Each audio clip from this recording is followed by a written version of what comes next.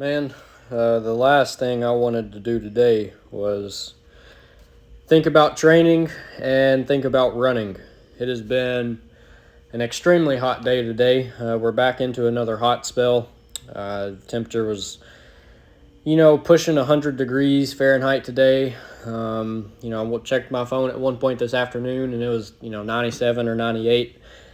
And we had to set a temporary pole today. So, we're talking like a 20-foot telephone pole. You got to dig a hole, 3 foot in the ground, and, then wrestle that thing around, get it up onto the truck, and, back it up and kind of push it in the hole with the truck. But that was all afternoon. And it's been a hot one, man. I had some ice cream cake at lunch today. And man, I was pretty close to throwing it up once we got out to that job this afternoon. And I put some shorts and, my running shoes in the truck this morning. I planned on going to the city park where I live to run.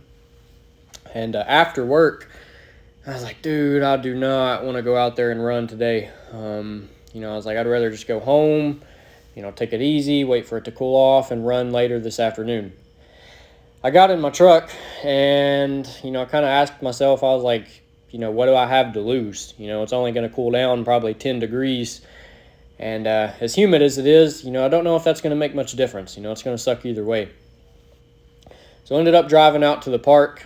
Stomach started bubbling right before I got there.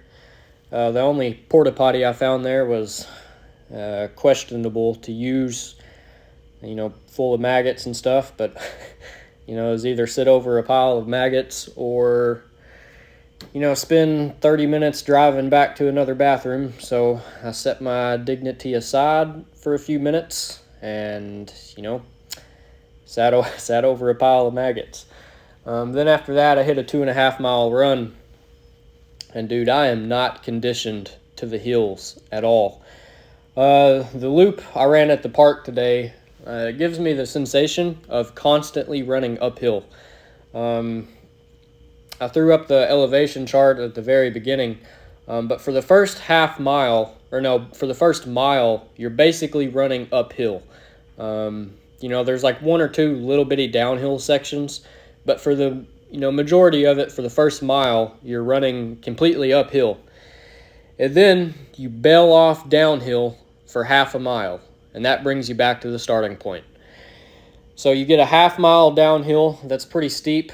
Steep enough to where you kind of pick up your pace and you're huffing it down at the end.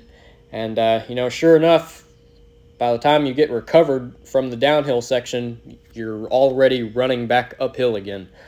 So, I had the sensation that I was running completely uphill the entire time. And that sucked. I felt like I was running slow. I expected it to be like a 9 or 10 minute pace.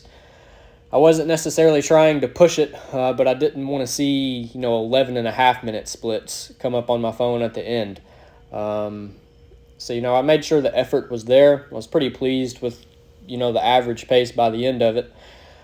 I also want to add that I cut my socks for today's run.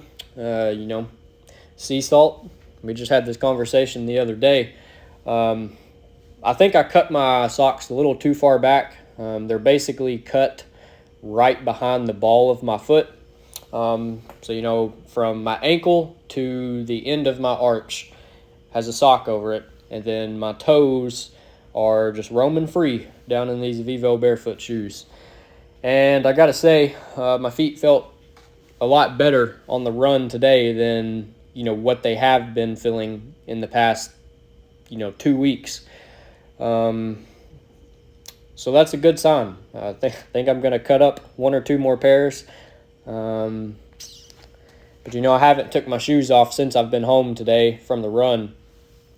And it's just kind of nice letting the toes spread out how they need to be. And anyways, after the run, I came home, I shot my bow.